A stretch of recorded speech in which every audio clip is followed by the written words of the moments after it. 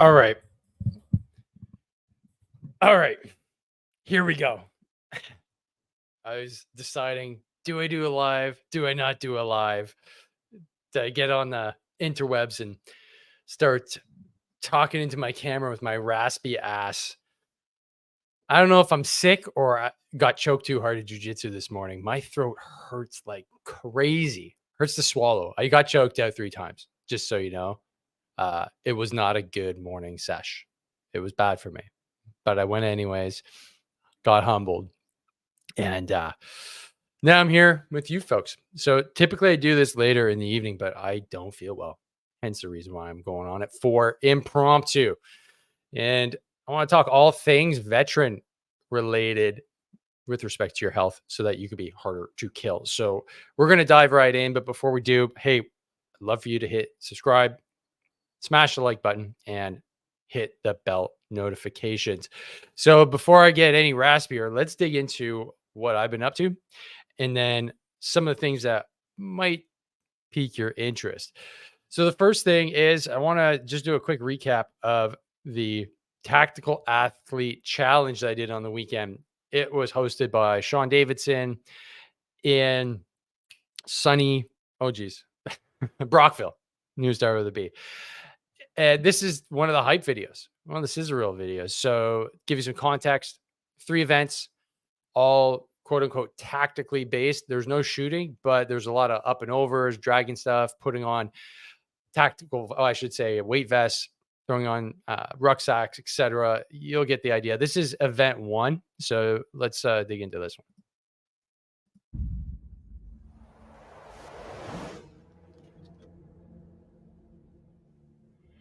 Hey guys, thanks for coming. This is the first time we've done something like this. This is the first time I've actually put something like this into play.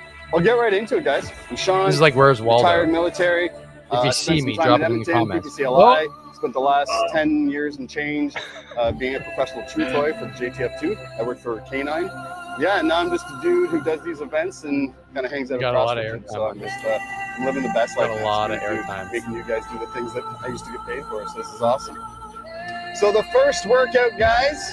What's up, guys? It's a trail run. There you go, man. 3, Always a pleasure. 2, 1, go! The guys, load your rucksack,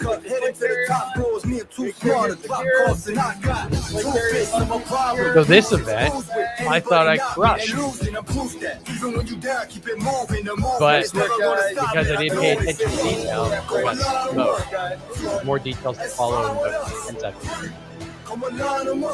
Overall, this is a really good event. It really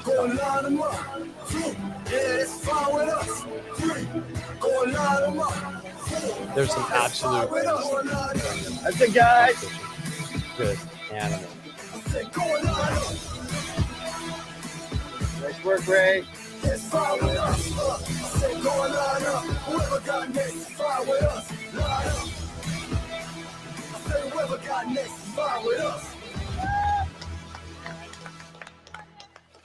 Very cool, eh? John, if you're listening, you did a great job, buddy. Great event. You know what? Paying attention to detail was never my strong point, and it bit me in the ass. I came out of that last loop, that first loop with the gear on. I was like, man, I'm killing it. I'm first in the stack. I'm going to crush this last run. And then one more lap. Oh, shit. I'm looking at my watch. I'm like at 180. I'm like redlining a threshold. So anyways, lesson learned. Pay attention to detail for the next set of workouts, and I'll do a bit better, but this one sucked for sure. It was very cool, I have to say. I was really happy with how the event turned out and how I performed. I actually think I did okay, all things considered, age and being beat up physically. So if you're curious, head to Sean's page here. It's the TAC Athlete Challenge on Instagram for all your updates. So he's definitely going to be doing more in the future. So love to see you there. Let's dig in. We've got 2 flip. Oh man, that's complicated name. But our immigration MP said, "I'm trying to undermine democracy." I'm guessing FO is fuck off to Mark. Okay, cool. And I'm guessing we're talking Mark Miller. Montreal guy. Yeah. He was probably, you know what? He's a veteran. Did you know that? Yeah. Yeah, I agree, man. Yeah, undermine democracy. Yeah, that's right. You know what's the funny thing about all this?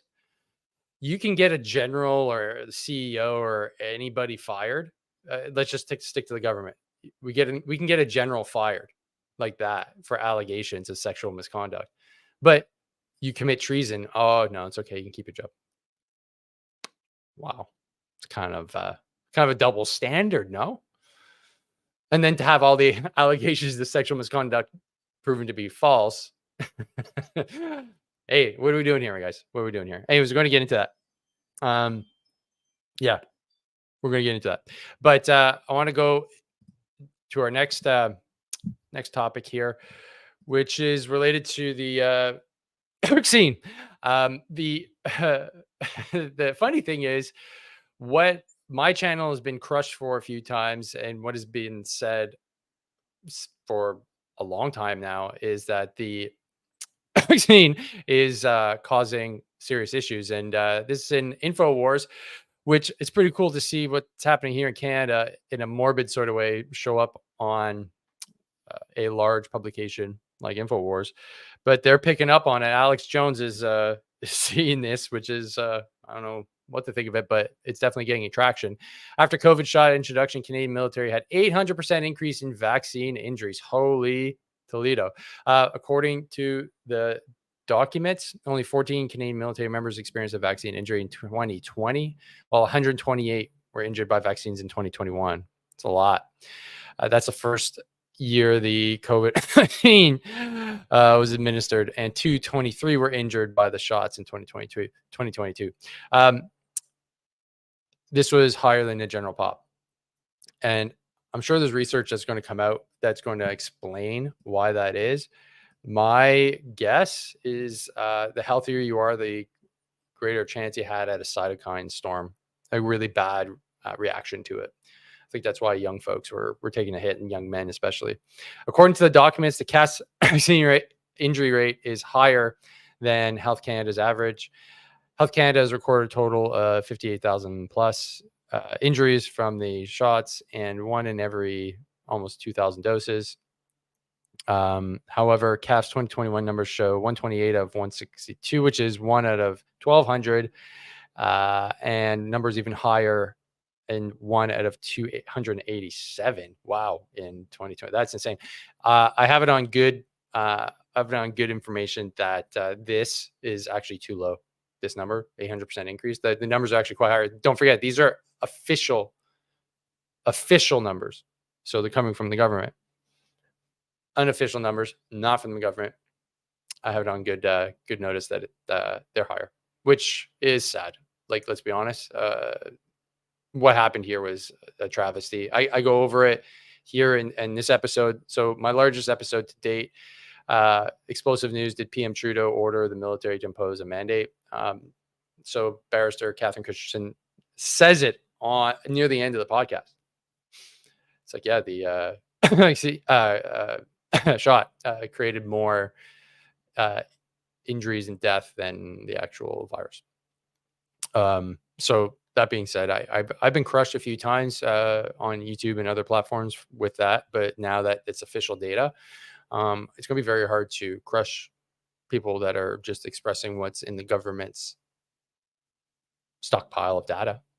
So with that being said, it's a sad point here in Canadian history, and the sadness and the destruction just keeps on moving forward, unfortunately. So if you weren't tracking, there's been an issue with foreign interference destroying our democracy. I'm laughing, but it's not funny, man. It's really not funny.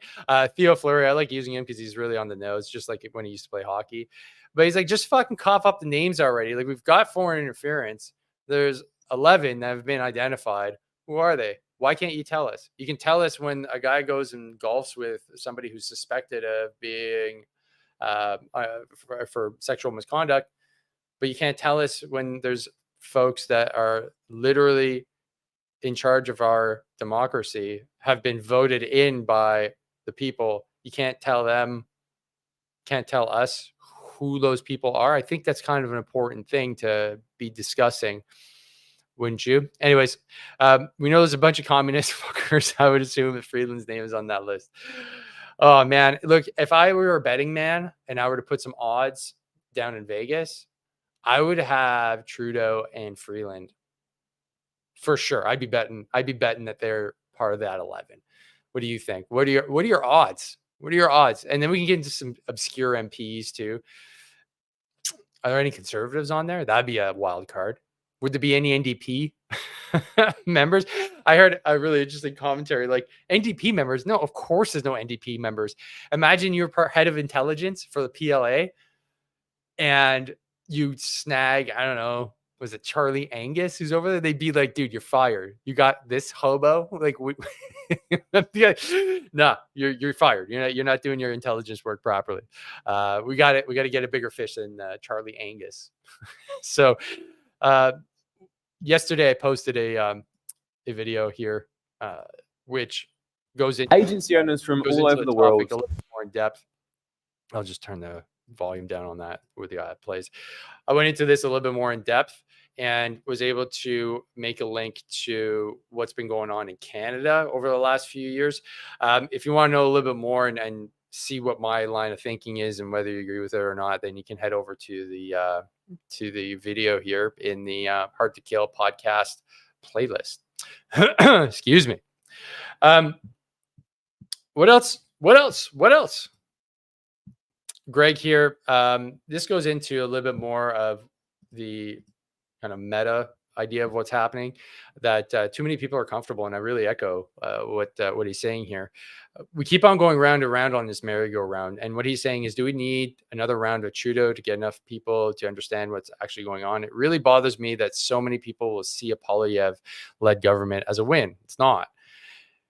I know I'll get blasted for saying this, but we'll be worse off in the long run when Poilievre becomes PM, because pretty much everything will still be just as bad, if not worse. But most people will feel relieved and go back to being comfortable with the same shit continues unchallenged. It doesn't matter which party has the illusion of power. Party politics is a very small fraction of what the government is, and more people need to understand the cliff that we're about to dive off. Yeah, I mean, this is something that has really bothered me. I mean, the meme here is perfect. Vote Liberal, get rid of the Conservatives. Yeah, I've done that. Get angry at the Liberals. Yeah, I'm doing it now. Vote Conservative and get rid of the Liberals. Yeah, I'll probably do that too. Get angry at the Conservatives. This is the insanity loop that we live in. This is the insanity loop that we live in as Canadians. And I don't know if Americans are the same when it comes to their politics. Like, maybe they're more dyed in the wool. But I've done this. I've gone on this loop. I'm on this merry-go-round. And this one, I think, sums it up pretty well too. You know, you'll vote for the Liberals, and then you're like, oh, it's going to be so much better. Oh no, next time I'll vote Liberal. When the boot of the Conservatives are on your necks. It's unfortunate, but I can't see it changing unless we do something. So I guess that's my call to action today. I don't know what to do other than talking to a microphone and maybe get folks like yourself a little bit more informed. But I don't know. Do we have to get pitchforks? What do we have to do next? Seriously, like, we did a trucker convoy. Okay, is that what's next? Like, does that work? What other state would allow this? Let's be honest. So is that, like, are we a third world country yet? Did it happen? If we have members of parliament just stuck in there that committed treason, but we're just not letting them go because it would look bad for our democracy? Like, do we understand that freaking insanity loop that's going on? Okay, now to really shift gears. There's another topic that is really important to me, which is burn pits. You guys may not be tracking, but any one of us that served, especially in Afghanistan or Iraq, the toxic exposure levels are quite high. Now, the reason why I have American Grit podcast here by Grunt Style is because they helped pass the PACT Act. So this is the largest toxic exposure legislation in human history. It's a lot of coverage for veterans that were toxically exposed. That goes back, Gulf War, post 9/11 era eligibility, Vietnam era vets that clearly were exposed to toxins that were well above what any human being should ever be exposed to. What it allows them to do is go to the VA and be like, yeah, I think this condition is related to toxic exposure. So it gives you the avenue of approach. Unlike here, that we do not have that avenue of approach. Give you an example, a hypothetical example. I start expressing symptoms of cancer. I go to the doctor. Yeah, you have a weird melanoma or carcinoma, whatever. And I go, oh, okay, that's weird. Like, how rare is that for like a 42-year-old man? They go, it's extremely rare. You go, oh, okay. Well, how could I have possibly gotten that? Well, were you exposed to da, da, da, da, da? Yeah. Okay. Well, who do I go to now? If it was due to the fact that I was exposed to burn pits, which I was extensively, like we all were, if you're over there, could that possibly be linked? Well, that's what the Americans decide to do. But here in Canada, we're way off the mark. So I've seen some posts in some other groups that are very depressing, and there needs to be something done. We need to be tracking this. So I'm in regular conversations with the folks here at the Grunstyle Foundation.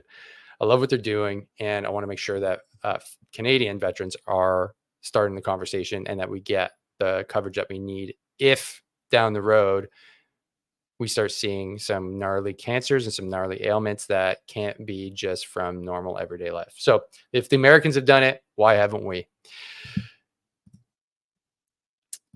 In other news, have you seen this? Conscription if necessary. Oh shit. What? This is a bit messed up.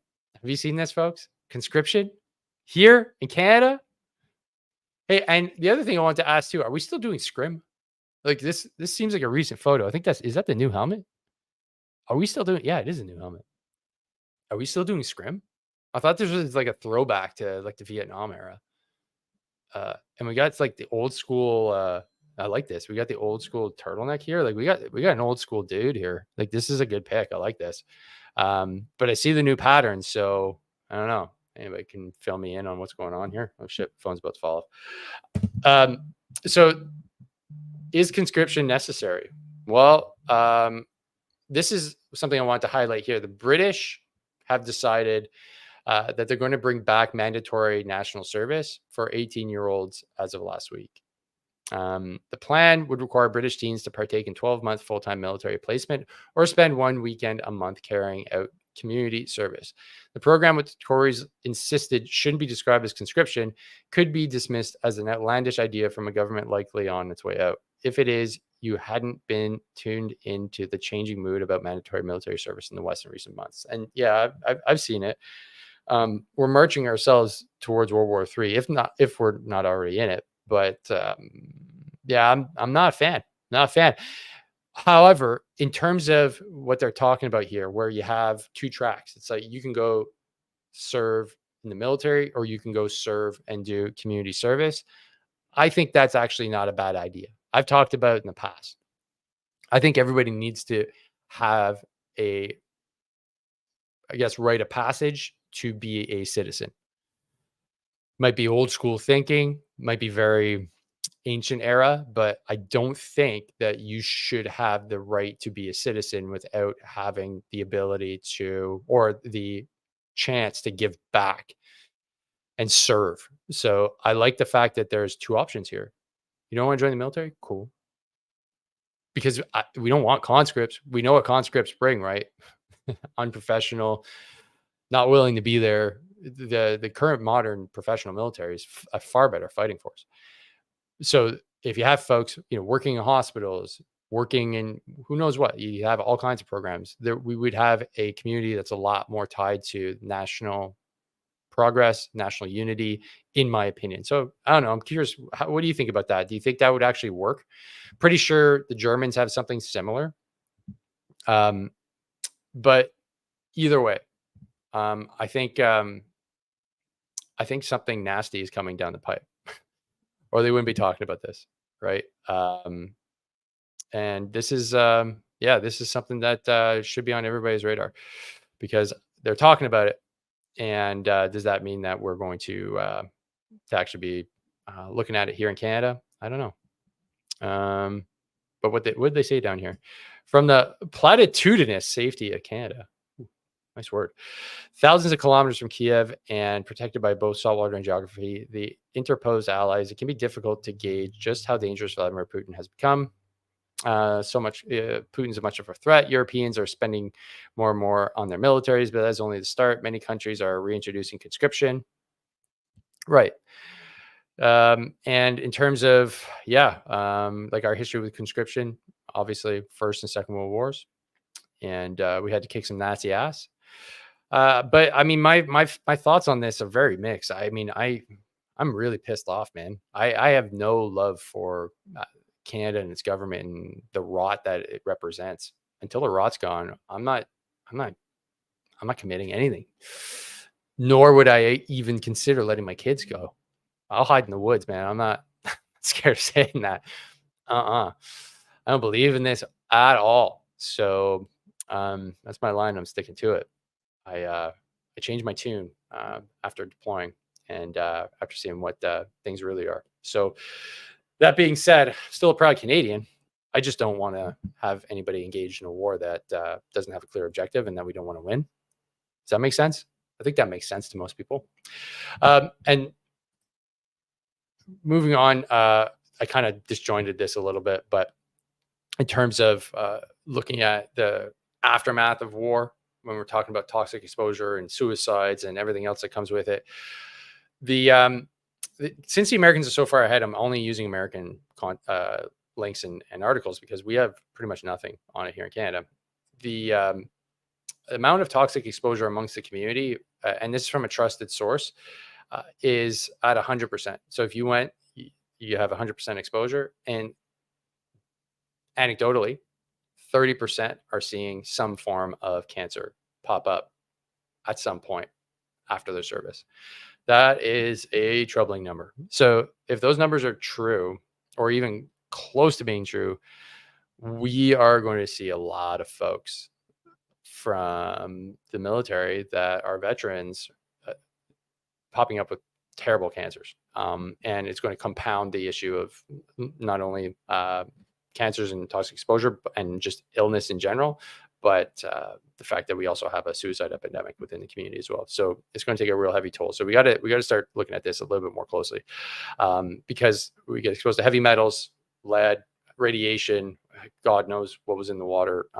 And if we're not covered, like, it's not that we're, in my opinion, it could be saying, oh, you're why are you crying for all these things? You knew what you're getting into when you signed up. Yeah, you're 100% right. I knew exactly what I was getting myself into, more or less. But when I got there, right, it's a different story. All I'm asking is that we get taken care of, and we're not looking for handouts. It's, hey, if I get sick, can I go see the doctor and have this covered? That brings up a whole other issue here in Canada, that I can't go see a VA doctor like in the United States. I have to wait for my own doctor provincially, who can't see me for a year. So what happens if I have a ticking time bomb inside me and it's about to pop? What do I do? Until I'm like bleeding out and like foaming at the mouth, I can't go see a doctor because it's not an emergency. It's kind of fucked up. So let's hit the comments here for a little bit. Thanks for tuning in, folks. Really appreciate it on a Friday afternoon, right before it's beer o'clock. Captain Chimo, thanks for tuning in again, buddy. Cancers after COVID jabs. Oh man, yeah, I didn't even cover this, but like, yeah. I mean, the evidence is starting to come out. I'm going to do a specific episode on this, but it's going to be multiple episodes. Just the health impacts of the shots seem to be pretty catastrophic, and so I mean, the amount of chaos right now, just in Canada, we have treasonous dogs sitting in Parliament. We have a massive $500 million lawsuit for abuse of power against the CAF, not to mention all the other lawsuits that are going on. We have massive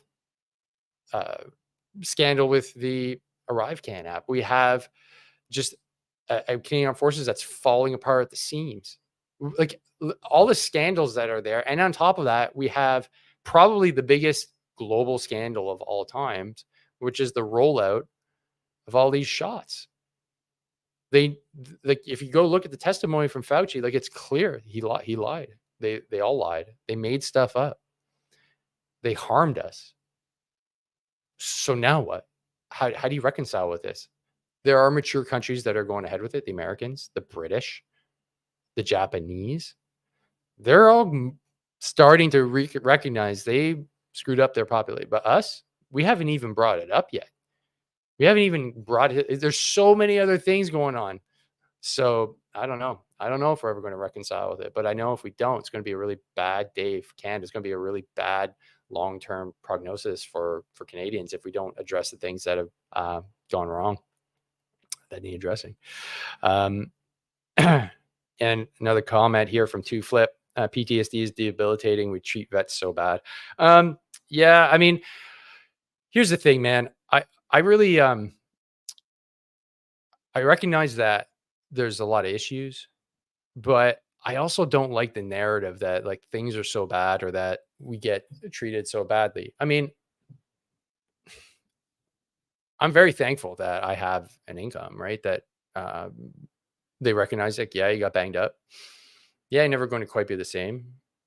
We removed you from your job. You know, where would I be now in my career? I would have likely ended up like a light colonel. Who knows? Okay, like you said I couldn't do my job anymore, so you're compensating me, right? Because there's very few industries that would happen. So I appreciate that. I appreciate the services I've been given. There are a lot of tools out there, but essentially, I think what's happened is we've turned the narrative towards the victimhood side of things, and I think it's on purpose. I really do.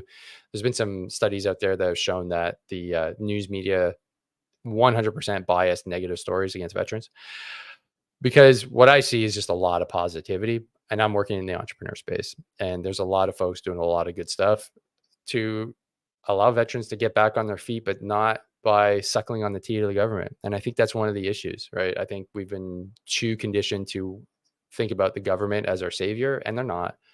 They're there. They're trying to do their best. They might, try to implement something that has some benefit, but ultimately there's a ton of bureaucracy, there's a ton of red tape, and a lot of times the help doesn't get to the veteran in a timely fashion or in an efficient fashion, and it just pisses us all off, right?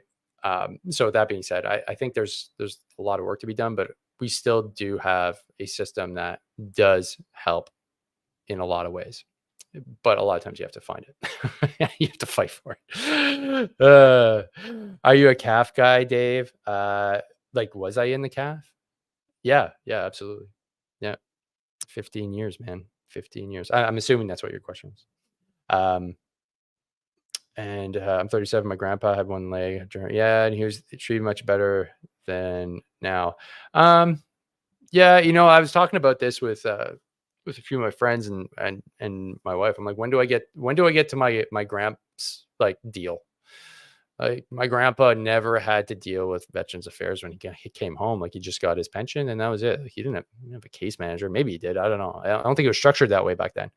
There's so much management. It feels like you're a child when you're in this system.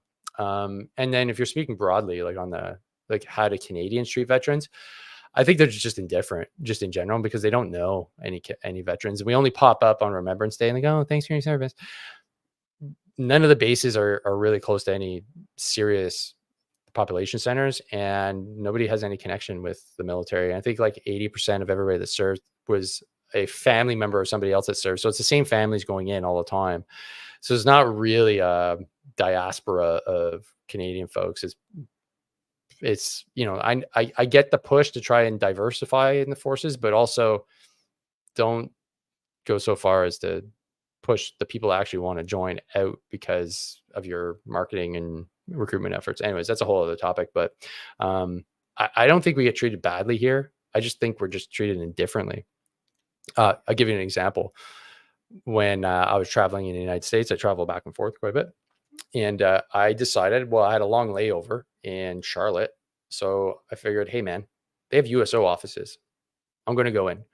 So I went up and I went to the counter and said, hey, I'm not American. I'm Canadian, but I'm a veteran. would I be able to like just chill here? And they're like, absolutely, brother, come on in, sign in here. We love our Canadian allies. And right away, I was meant to feel like I was at home.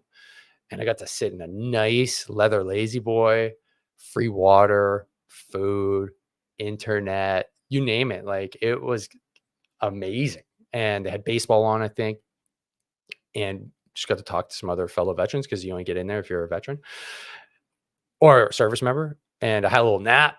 Man, it was amazing. But we have nothing comparable here in Canada to like a USO office. Now, I don't even know if we're big enough to even justify that, but just the fact that you could get treated well and go to a nice lounge basically in any major airport in the United States is just a sign that they do things a little bit differently in the US compared to here. You have to really make sure that you tell people that you're a veteran if you want to get your baggage or whatever, getting on a flight here in Canada. It's not really well understood, and there's nothing special of the situation. Some would even say like, oh no, we don't have that here. Are you sure that is that a Canadian thing? So that's just the nature of the beast right now. Okay, yeah, bird flu, yeah, that's cool. Yeah, I think the RCAF works with the US a lot. I believe they do, but again, I didn't spend any time in the Air Force. I spent all my time in the Army, in the infantry, closing with and destroying the enemy. Man, okay, my voice made it. I'm happy about that. Folks, if you have a pressing question, I will stay on for a little bit longer. Don't forget, I also cover all things health and fitness related and try to answer as best as I can whenever something comes up. For these lives, I do them on Friday. And since I got such a stellar turnout earlier in the evening, I'm going to do them a little bit earlier from now on. So thank you, folks, for tuning in to this shorter live. But and to finish it all off, to Flip S, yeah, are you on Twitter? I am. I'm going to show my handle. It's really easy. All you need to do is head to X and type in the Hard to Kill podcast. And I'm just going to bring up my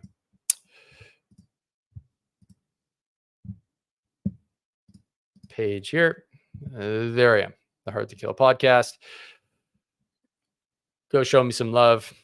Add me there. You'll see the episodes drop here as well. And anybody else that I'm interviewing, you'll get a sneak peek as to who's coming. And I stream live over there as well. So if you're tuning in on YouTube, great. If you want to get another feed and watch it on X, you can head over there as well.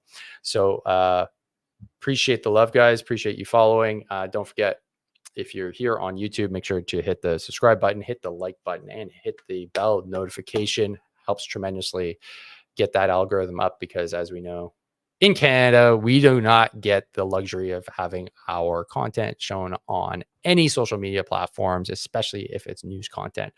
So with that being said, I'm going to go rest, and I think I'm going to have a few White Claws. No, that's not true. I'm not drinking tonight, but I will have a few burgers and enjoy my Friday night, and then enjoy F1 weekend here in Montreal.